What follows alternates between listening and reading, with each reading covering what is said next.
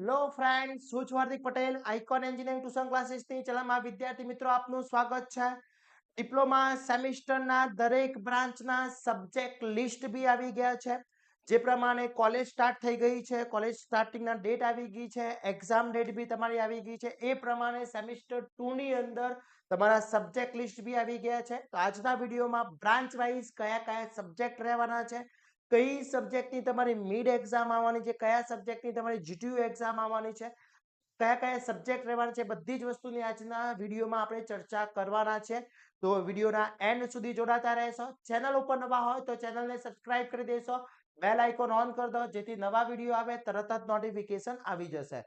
વિદ્યાર્થી મિત્રો, જો હજી સુધી તમે અમારા વોટ્સએપ ગ્રુપમાં જોઈન ના થયા હોય તો ફટાફટ જોઈન થઈ જશો. સેમિસ્ટર 2 નું વોટ્સએપ ગ્રુપ બનાવેલું છે. જો સેમિસ્ટર 1 ના વોટ્સએપ ગ્રુપમાં જોઈન હોય તો ફરીથી જોઈન થવાની જરૂર નથી. એ જ ગ્રુપ તમારું સેમિસ્ટર 2 નું રહેવાનું છે. તો વિદ્યાર્થી મિત્રો, વાત કરીએ આજના વિડીયોમાં કે સેમિસ્ટર 2 માં કયા કયા સબ્જેક્ટ રહેવાના છે, કયા સબ્જેક્ટની એક્ઝામ માટેની તૈયારી કરવાની છે. તો આ દરેક વસ્તુ આજના વિડીયોમાં ચેક કરવાના છે. દરેક બ્રાન્ચના આપણે ચેક કરવાના છે. સબ્જેક્ટ આપણે બ્રાન્ચ વાઇઝ અહીંયા ચેક કરીશું કયા કયા સબ્જેક્ટ રહેવાના છે. આજના અહીંયા સ્ટાર્ટ કરીએ ફર્સ્ટ વિડીયોની અંદર. પહેલા જ કોમ્પ્યુટર બ્રાન્ચની અંદર વાત કરવામાં આવે તો કોમ્પ્યુટર બ્રાન્ચમાં સેમિસ્ટર 2 નો જે સબ્જેક્ટ લિસ્ટ છે એ સબ્જેક્ટ લિસ્ટમાં તમે જોઈ શકો છો. તો સબ્જેક્ટ લિસ્ટની અંદર વિદ્યાર્થી મિત્રો પહેલો જે સબ્જેક્ટ છે એ લોકોને એન્જિનિયરિંગ કેમેસ્ટ્રી રહેવાનું છે. એક સબ્જેક્ટ તમારો રહેવાનો છે એન્જિનિયરિંગ કેમેસ્ટ્રી, જેની જીટીયુ ની એક્ઝામ આવવાની છે. 70 માર્ક્સની એક્ઝામ રહેવાની છે, મિડ એક્ઝામ બી રહેવાની છે. અહીંયા જેને 70 હશે, અહીંયા ઈ માં 70 એટલે સમજી લો કે એની જીટીયુ અને મિડ એક્ઝામ રહેશે. ઓકે, પછી બીજો જે સબ્જેક્ટ છે એપ્લાઇડ મેથેમેટિક્સ એટલે કે મેથ્સ 2. એપ્લાઇડ મેથેમેટિક્સ એ મેથ્સ 2 છે વિદ્યાર્થી મિત્રો. તો અહીંયા એપ્લાઇડ મેથેમેટિક્સ તમારું છે એની બી જીટીયુ ની એક્ઝામ રહેવાની છે એટલે સબ્જેક્ટ નંબર 2 થશે આ તમારું. એના પછી એન્વાયરમેન્ટ એન્ડ સ્ટેટેબિલિટી, આ બી તમારે 70 માર્ક્સની એટલે જીટીયુ ની એક્ઝામ રહેવાની છે એટલે સબ્જેક્ટ નંબર 3 થશે તમારો. ઓકે, જે 70 માર્ક્સની એક્ઝામ રહેવાની છે. ઓકે, એના પછી વિદ્યાર્થી મિત્રો તમારો મેઇન સબ્જેક્ટ છે સ્ક્રિપ્ટિંગ લેંગ્વેજ, જે પાયથોન કહેવામાં આવે છે. સ્ક્રિપ્ટિંગ લેંગ્વેજ પાયથોન જે છે એ 70 માર્ક્સની એક્ઝામ રહેવાની છે. ઓકે, એટલે જીટીયુ નો એક્ઝામમાં સબ્જેક્ટ નંબર 4. એના પછી અહીંયા એક 3 સબ્જેક્ટ હોય છે. એક કન્સ્ટ્રક્શન પર્સનલ ડેવલપમેન્ટ હોય છે, એક ઇન્ટરનલ પર્સનલ ડેવલપમેન્ટ હોય છે અને એક ત્રીજો સબ્જેક્ટ છે વિદ્યાર્થી મિત્રો. આ જે સબ્જેક્ટ છે એ સબ્જેક્ટમાંથી કોઈ બી એક સબ્જેક્ટ તમારો સિલેક્ટ થતો હોય છે. 3 સબ્જેક્ટમાંથી અહીંયા કોઈ એક સબ્જેક્ટ સિલેક્ટ થતો હોય છે. આ તમારો જીટીયુ નો સબ્જેક્ટ 1 છે, આ સબ્જેક્ટ 2 છે, પછી એના પછી આ સબ્જેક્ટ 3 છે, એના પછી આ સબ્જેક્ટ નંબર 4 અને આ ત્રણમાંથી કોઈ એક સબ્જેક્ટ તમારી કોલેજ સિલેક્શન કરીને આપતી હોય છે. એમાંથી એક સબ્જેક્ટની એક્ઝામ આવે છે. મોસ્ટલી તમારે સીપીડી સિલેક્ટ થતું હોય છે. હવે આ સીપીડી એક્ઝામ છે બેટા એ એમસીક્યુ વાઇઝ આવે છે. એમાં બહુ વધારે પડતું નથી. એક પર્સનલ ડેવલપમેન્ટ જે દરેક બ્રાન્ચમાં આવશે, ઈચ એન્ડ એવરી બ્રાન્ચની અંદર આવશે. તો અહીંયા કુલ તમારા 5 સબ્જેક્ટ કહી શકાય. જીટીયુ ના 5 સબ્જેક્ટ છે પણ હું 4 જ સબ્જેક્ટ કાઉન્ટ કરું છું. એન્જિનિયરિંગ કેમેસ્ટ્રી, એપ્લાઇડ મેથેમેટિક્સ, પછી એન્વાયરમેન્ટ અને સ્ક્રિપ્ટિંગ લેંગ્વેજ. તો કોમ્પ્યુટરના મુખ્ય 4 સબ્જેક્ટ છે જેની જીટીયુ ની એક્ઝામ આવવાની છે. બાકી તમારા જે સબ્જેક્ટ છે ઇલેક્ટ્રોનિક્સ વર્કશોપ ને પ્રેક્ટિસ, એ બધા પ્રેક્ટિકલ સબ્જેક્ટ રહેવાના છે. તો તૈયારી તમારે મોસ્ટલી 4 સબ્જેક્ટની કરવાની છે. ચારે 4 સબ્જેક્ટના મટીરીયલ ડેલી લાઈવ લેક્ચરના કોર્સ આપણા કોર્સની અંદર ઇન્ક્લુડ કરી દેવામાં આવ્યા છે. તો ફટાફટ એપ્લિકેશન ડાઉનલોડ કરીને ત્યાંથી સ્ટાર્ટ કરી શકો છો વિદ્યાર્થી મિત્રો. તો આ કોમ્પ્યુટરની અંદર કુલ 4 સબ્જેક્ટ, આમ 5 છે પણ 5 સબ્જેક્ટની જીટીયુ એક્ઝામ આવશે પણ મેઇન 4 સબ્જેક્ટ છે વિદ્યાર્થી મિત્રો. ઓકે, ચલો એના પછી વાત કરીએ વિદ્યાર્થી મિત્રો આઈટી બ્રાન્ચની અંદર. સેકન્ડ લઈએ આપણે આઈટી બ્રાન્ચ. આઈટી બ્રાન્ચના જે વિદ્યાર્થી મિત્રો છે એના સબ્જેક્ટ લિસ્ટ ચેક કરી લઈએ. આઈટી બ્રાન્ચની અંદર ચેક કરવામાં આવે આઈટી બ્રાન્ચની અંદર મોડર્ન ફિઝિક્સ આવવાનું છે. એક પહેલો સબ્જેક્ટ રહેશે મોડર્ન ફિઝિક્સ, જેની 70 માર્ક્સની જીટીયુ ની એક્ઝામ રહેવાની છે. એના પછી એપ્લાઇડ મેથેમેટિક્સ એટલે કોમ્પ્યુટરમાં બી એપ્લાઇડ મેથેમેટિક્સ હતું, આમાં બી એપ્લાઇડ મેથેમેટિક્સ છે. સેમ જ છે, કોઈ ચેન્જીસ નથી એટલે સબ્જેક્ટ નંબર 2 થઈ ગયો તમારો. ઓકે, ક્લિયર, જે 70 માર્ક્સની એક્ઝામ છે. એના પછી એન્વાયરમેન્ટ એન્ડ સ્ટેટેબિલિટી, આ દરેક સેમમાં છે, દરેક બ્રાન્ચમાં છે. આ એક કોમન સબ્જેક્ટ છે, એની બી 70 માર્ક્સની એક્ઝામ રહેવાની છે. ઓકે, એના પછી વાત કરવામાં આવે તો મેં તમને કીધું કે આ 3 સબ્જેક્ટ તમારા કોમન સબ્જેક્ટ છે. આ 3 સબ્જેક્ટ કોમન છે, 3 માંથી કોઈ એક સિલેક્ટ થશે. એટલે મોસ્ટલી આ સીપીડી સિલેક્ટ થતો હોય છે એટલે આપણે આને 4 નંબરનો કહી શકીએ. ઓકે, એના પછી મેઇન સબ્જેક્ટ તમારો આઈટી ની અંદર એડવાન્સ પાયથોન પ્રોગ્રામિંગ આ 5મા નંબરનો સબ્જેક્ટ છે.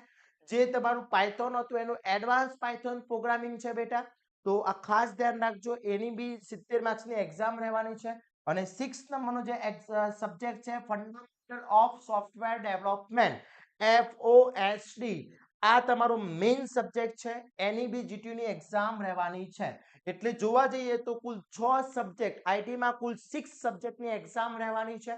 બટ હું તમને 5 સબ્જેક્ટ કહું છું. આપણે સીપીડી ગણતા નથી, કોઈમાં આપણે સીપીડી ને એવોઇડ કરીએ છીએ. એ પાસ જ થવાના છે, એમાં કઈ બહુ વધુ નથી. એની ઇન્ફોર્મેશન હું તમને આગળ આપી દઈશ. પણ મેઇન તમારા 5 સબ્જેક્ટ છે: modern physics, applied mathematics, environment and stability, advance computer programming and fundamental of software development. Okay, તો આઈટી માં કુલ 6 સબ્જેક્ટ, મેઇન 5 સબ્જેક્ટ છે. ક્લિયર બેટા?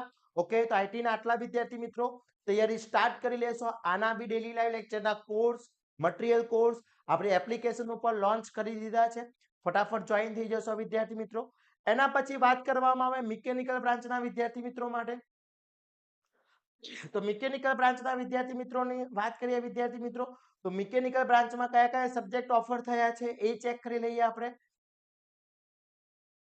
તો મિકેનિકલ બ્રાન્ચની અંદર પહેલો જ છે એપ્લાઇડ ફિઝિક્સ. ફર્સ્ટ છે એપ્લાઇડ ફિઝિક્સ, સેકન્ડ છે એપ્લાઇડ મેથેમેટિક્સ, જે આગળ બી ઘણી બધી બ્રાન્ચની અંદર છે. એના પછી એન્વાયરમેન્ટ એન્ડ સ્ટેબિલિટી, આ ત્રીજા નંબરનો સબ્જેક્ટ છે. ઓકે, એના પછી તમારું મિકેનિકલ ડ્રાફ્ટિંગ, જેમ એન્જિનિયરિંગ ગ્રાફિક્સ હતો એમ મિકેનિકલ ડ્રાફ્ટિંગ છે. એ બી આખો ડ્રોઈંગ સબ્જેક્ટ છે. એની બી જીટીયુ એક્ઝામ રહેવાની છે. તો આની બી જીટીયુ એક્ઝામ છે. આ ચારની જીટીયુ એક્ઝામ છે વિદ્યાર્થી મિત્રો, ખાસ ધ્યાન રાખશો. ઓકે, એના પછી વાત કરવામાં આવે તો આ ત્રણમાંથી કોઈ એક સબ્જેક્ટ સિલેક્ટ થવાનો છે. એટલે મોસ્ટલી સીપીડી સબ્જેક્ટ સિલેક્ટ થતો હોય છે. ઘણી કોલેજોમાં અલગ અલગ થતો હોય છે. બધી એમસીક્યુ વાઇઝ આવવાનું છે. આ એમસીક્યુ વાઇઝ છે, બાકી આ તમારી પેટર્ન પેપર અલગ રહેશે. તો અહીંયા કુલ 4 સબ્જેક્ટ મિકેનિકલમાં મેઇન 4 સબ્જેક્ટ છે. આમ કુલ 5 સબ્જેક્ટની જીટીયુ એક્ઝામ રહેશે, પણ main 4 subject applied physics, second તમારો એપ્લાઇડ મેથેમેટિક્સ, એના પછી થર્ડ સબ્જેક્ટ છે એન્વાયરમેન્ટ એન્ડ સ્ટેબિલિટી, અને ફોર્થ નંબરનો છે મિકેનિકલ ડ્રાફ્ટિંગ. ક્લિયર બેટા? તો આ ચારે 4 સબ્જેક્ટના કોર્સ, ડેલી લાઈવ લેક્ચરના કોર્સ આપણે લોન્ચ કરી દીધા છે. તો વિદ્યાર્થી મિત્રો જોઈન કરી લેશો. સેકન્ડ સેમિસ્ટરની એપ્લિકેશન ડાઉનલોડ કરી અને સ્ટાર્ટ કરી લેશો. એના પછી વાત કરીએ વિદ્યાર્થી મિત્રો બ્રાન્ચની અંદર, તો ઇલેક્ટ્રિકલ બ્રાન્ચની અંદર વાત કરવામાં આવે તો ઇલેક્ટ્રિકલ બ્રાન્ચની અંદર જોઈએ કયા કયા સબ્જેક્ટ સિલેક્ટ થયા છે. તો હવે ઇલેક્ટ્રિકલ બ્રાન્ચની અંદર પહેલો જે સબ્જેક્ટ છે મોડર્ન ફિઝિક્સ છે. એક સબ્જેક્ટ મોડર્ન ફિઝિક્સ છે. સેકન્ડ સબ્જેક્ટ છે એન્જિનિયરિંગ મેથેમેટિક્સ. તો હવે એપ્લાઇડ મેથેમેટિક્સ અને એન્જિનિયરિંગ મેથેમેટિક્સમાં શું ફરક છે? કઈ જ ફરક નથી, ફક્ત એક જ યુનિટનો ફરક છે. લાસ્ટ 5મા નંબરનું યુનિટ છે એમાં જ ફેરફાર છે, બાકી સેમ છે વિદ્યાર્થી મિત્રો.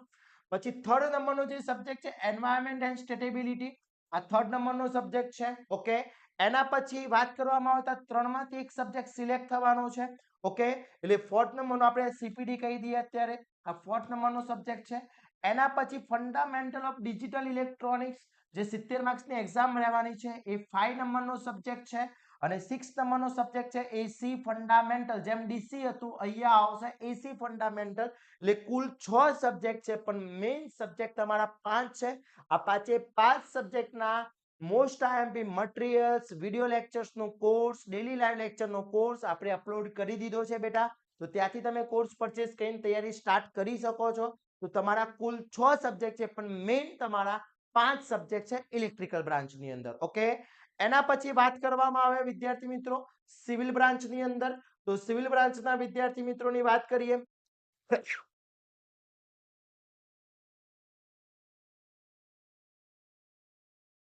સિવિલ બ્રાન્ચની અંદર જોઈએ વિદ્યાર્થી મિત્રો, તો સિવિલ બ્રાન્ચની અંદર બી એ જ રીતના સબ્જેક્ટ છે તમારા જે આગળ મિકેનિકલની અંદર છે સબ્જેક્ટ, એ પ્રમાણેની જ વાત કરવામાં આવે.